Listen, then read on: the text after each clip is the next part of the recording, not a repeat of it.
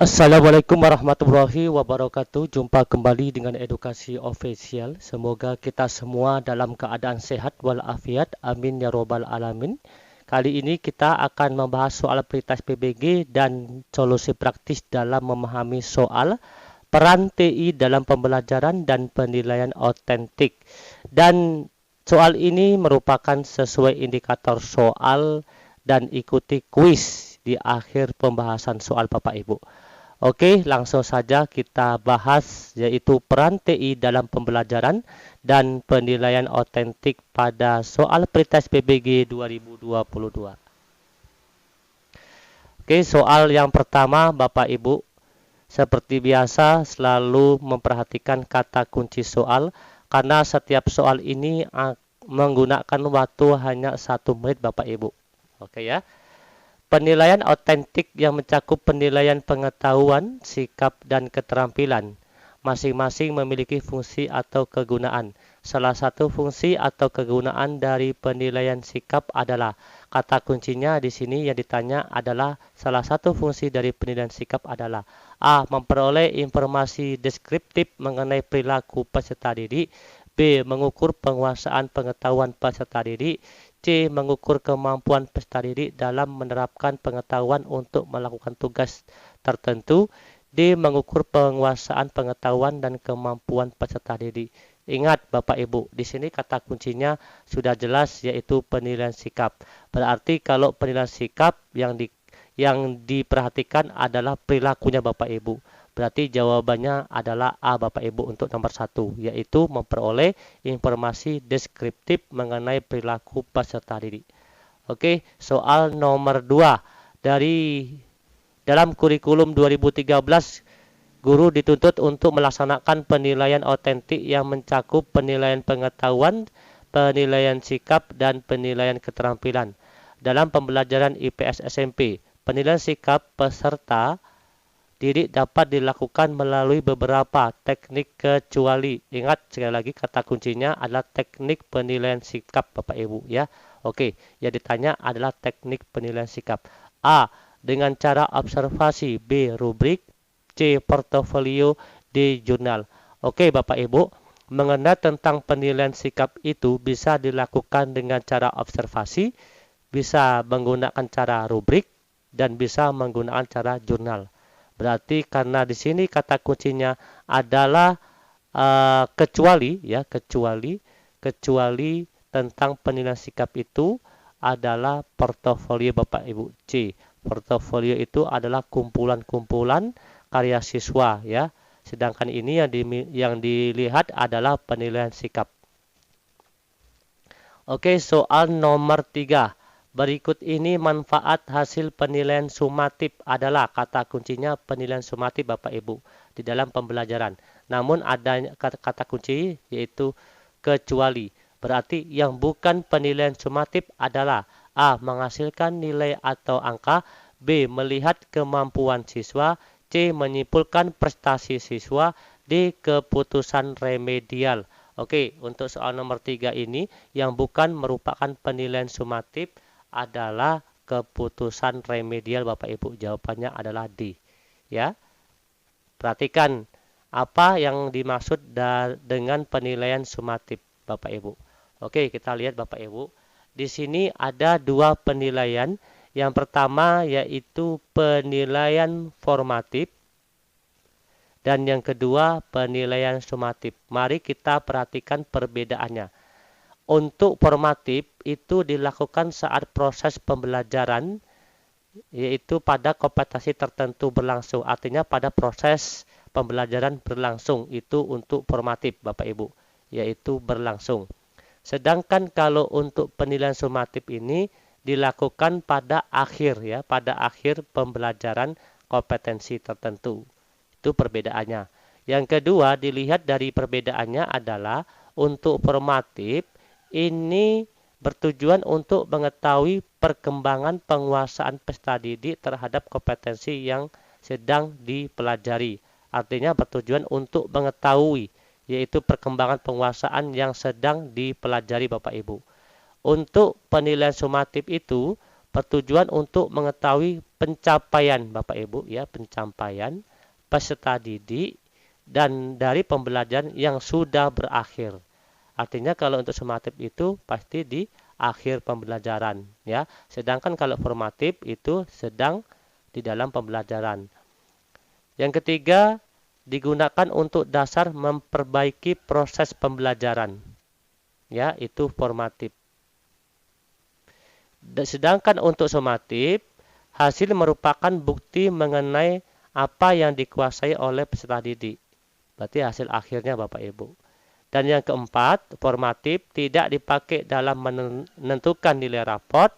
Sedangkan untuk sumatif, yaitu menentukan nilai raport naik kelas atau tidaknya peserta didik naik kelas dan lulus atau tidak lulus tersebut. Artinya, secara kesimpulan, secara garis besarnya, penilaian sumatif ini dilakukan ya, diadakan adalah di akhir proses pembelajaran Bapak Ibu.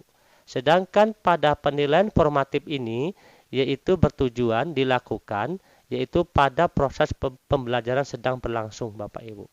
Oke ya, itu perbedaannya. Sedangkan tadi pada soal nomor 3 sini, yang bukan termasuk penilaian sumatif itu apa? A. Menghasilkan nilai atau angka. Yang namanya penilaian pasti menghasilkan nilai Bapak Ibu.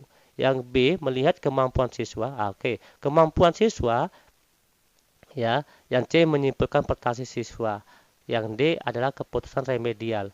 Untuk penilaian sumatif ini tidak ada lagi istilah remedial Bapak Ibu. Remedial ini diadakan pada penilaian formatif Bapak Ibu. Atau penilaian yaitu di dalam proses pembelajaran. Sedangkan penilaian sumatif itu sendiri adalah penilaian di akhir proses pembelajaran. Jadi tidak ada istilah pada kata remedial Bapak Ibu ya. Karena penilaian sumatif itu digunakan untuk menentukan nilai raport, naik kelas atau tidaknya, lulus atau tidaknya suatu peserta didik Bapak Ibu. Berikutnya di sini ada disebut dengan pendekatan penilaian Bapak Ibu ya. Pendekatan penilaian waktu pelaksanaan dan contohnya Bapak Ibu. Oke, kita harus bisa yaitu mengaitkan antara penilaian formatif sumatif dengan pendekatan penilaian Bapak Ibu. Yang pertama yaitu for learning. Kita sering mendengar kata istilah assessment for learning ya. Kapan waktu assessment for learning ini dilaksanakan? Maka dilakukan selama proses pembelajaran. Penilaian yang dilaksanakan selama proses pembelajaran berlangsung itu disebut dengan penilaian formatif Bapak Ibu. Sebagai contoh, berbagai bentuk penilaian formatif, misal tugas-tugas di kelas, presentasi, dan kuis. Ingat Bapak Ibu, for learning itu adalah penilaian formatif. Sedangkan assessment as learning, ya, assessment as learning, Bapak Ibu di sini as learning, yaitu dilaksanakan selama proses pembelajaran berlangsung sama dengan for learning, namun perbedaannya adalah untuk assessment as learning ini melibatkan peserta didik secara aktif dalam penilaian Bapak Ibu. Sebagai contoh, yaitu penilaian diri ya dan penilaian antar teman. Berarti penilaian diri dan penilaian antar teman ini masuklah ke penilaian as learning. Berikutnya yang ketiga yaitu assessment of learning. Ya, dilaksanakan setelah. Berarti dilaksanakan setelah proses pembelajaran selesai. Berarti penilaian yang dilaksanakan setelah proses pembelajaran selesai ini masuk ke penilaian sumatif Bapak Ibu. Berarti kalau off itu termasuk bentuk penilaian sumatif. Seperti penilaian akhir semester, ujian sekolah, dan ujian nasional. Atau secara garis besarnya adalah penilaian setelah proses pembelajaran ya, setelah proses pembelajaran selesai itu disebut dengan sumatif. Berarti penilaian sumatif itu ya, berarti penilaian sumatif itu adalah disebut dengan assessment of learning. Berarti of learning itu disebut dengan penilaian sumatif. Sedangkan for dan as learning itu penilaian formatif Bapak Ibu. Oke ya. Ini mengenai tentang penilaian. Berikutnya kita lanjut soal nomor 4. Oke, soal nomor 4, pendidikan dan pengembangan guru adalah sangat penting bagi keberhasilan penerapan kurikulum berbasis TIK di sekolah. Oleh karena itu, perlu diperhatikan dan dipersiapkan oleh pendidik dan peserta didik dalam penguasaan TIK atau TIK, oke, dalam proses pembelajaran. Oleh karena itu, diperlukan pelatihan dan pengembangan guru sebagai upaya meningkatkan proses pembelajaran. Untuk menstimulasi pembelajaran peserta didik, maka guru perlu melakukan strategi kecuali, artinya kecuali, oke ya. A. Memilih alat dan pedagogi teknologi informasi dari yang direkomendasikan untuk mata pelajaran khusus. B. Menjelaskan memilih alat-alat dan pedagogi TIK. C. Menekankan muatan inovasi produksi peserta didik. D. Menggunakan teknologi sekalipun bersifat konvensional. Artinya, ini peran TIK di dalam proses pembelajaran Bapak Ibu untuk soal nomor 4. Maka jawabannya di sini adalah menggunakan teknologi sekalipun bersifat konvensional. Berarti jawabannya adalah D. Karena di sini kecuali. Di sini Bapak Ibu, kita dituntut ya. Kita dituntut harus mengetahui yaitu perkembangan TIK. Artinya, dengan perkembangan TIK ya, makin lama TIK ini makin canggih, artinya seperti itu. Yang dulu kita menggunakan strategi pembelajaran hanya bersifat konvensional, ya. Sekarang kita menggunakan pelajaran menggunakan teknologi yang canggih. Karena di sini kecuali Bapak Ibu, ya. Karena di sini kecuali, maka jawabannya D, menggunakan teknologi sekalipun bersifat konvensional. Walaupun di sini menggunakan teknologi, namun teknologi ini bersifat konvensional Bapak Ibu atau teknologi zaman dahulu Bapak Ibu. Sedangkan sekarang yaitu menggunakan teknologi canggih di dalam proses pembelajaran Bapak Ibu ya. Oke, jadi jelas Bapak Ibu untuk soal nomor 4. Berikutnya soal nomor 5. Dewasa ini pembelajaran dianjurkan menggunakan blended learning, pembelajaran berbasis internet. Apabila guru menggunakan aplikasi chatting untuk berkomunikasi dan berdiskusi dengan para siswa, maka teknologi informasi sudah berperan sebagai, kata kuncinya di sini yaitu peran teknologi dalam proses pembelajaran Bapak Ibu. Di sini menggunakan aplikasi chatting ya untuk berkomunikasi dan berdiskusi dengan para siswa. Maka teknologi informasi ini sudah berperan sebagai A. Alat produksi dan penyaji materi pembelajaran. B. Pendistribusian materi pembelajaran. C. Media kolaborasi pembelajaran. D. Penilaian pembelajaran. Untuk soal nomor 5. Udah jelas, aplikasi chatting ini adalah berperan sebagai media kolaborasi Bapak Ibu. Berarti jawabannya adalah C. Yaitu aplikasi chatting merupakan media yang berperan sebagai media kolaborasi pembelajaran, berkolaborasi pembelajaran Bapak Ibu ya. Oke, lanjut. Berikutnya soal 6. Apabila guru menggunakan media film atau video yang dibuat untuk menyampaikan materi pada siswa, maka teknologi informasi sudah berperan sebagai. Bapak Ibu. Kata kuncinya untuk soal nomor ini adalah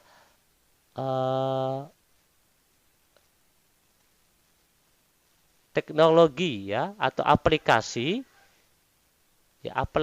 yang dibuat oleh guru. Artinya seperti itu. Apabila guru menggunakan media film atau video yang dibuat di sini ya, yang dibuat, untuk menyampaikan materi pada siswa, ingat menyampaikan materi pada siswa, maka teknologi informasi sudah berperan sebagai A. Alat produksi materi pembelajaran, B. Pelaksana pembelajaran, C. Penilaian pembelajaran, D. Media kolaborasi pembelajaran. Di sini kan yang dibuat, ya, alat yang dibuat atau aplikasi yang dibuat oleh guru dengan menggunakan media film atau video yang dibuat oleh guru, maka teknologi informasi sudah berperan sebagai yaitu alat produksi. Ya.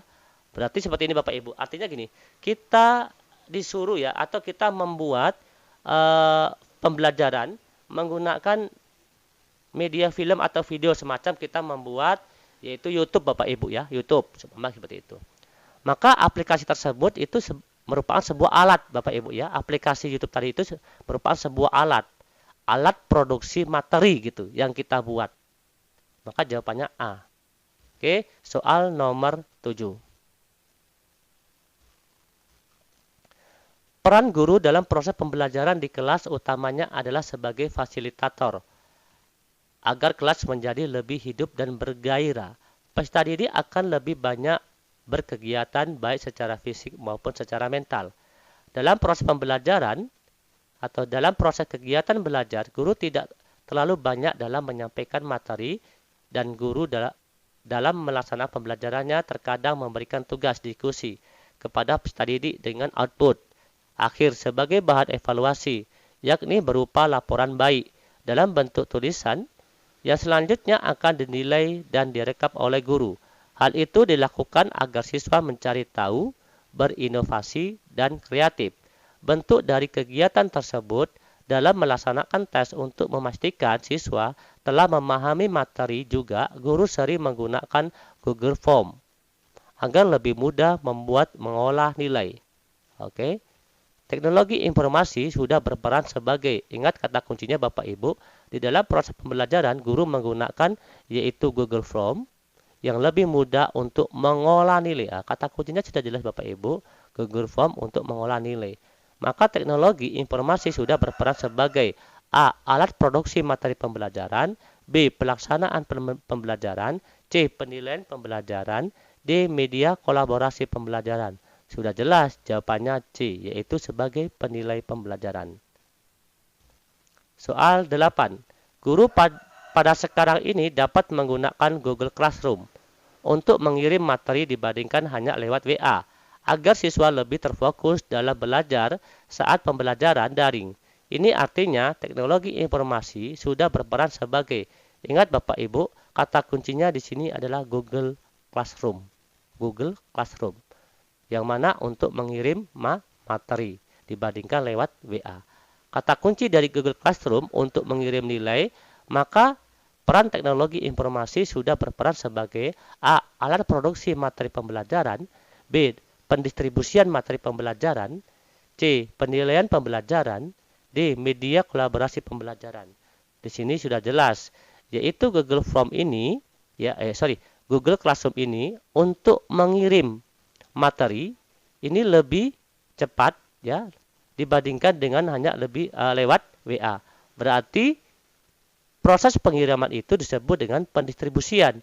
Berarti jawabannya B, yaitu pendistribusian materi pembelajaran.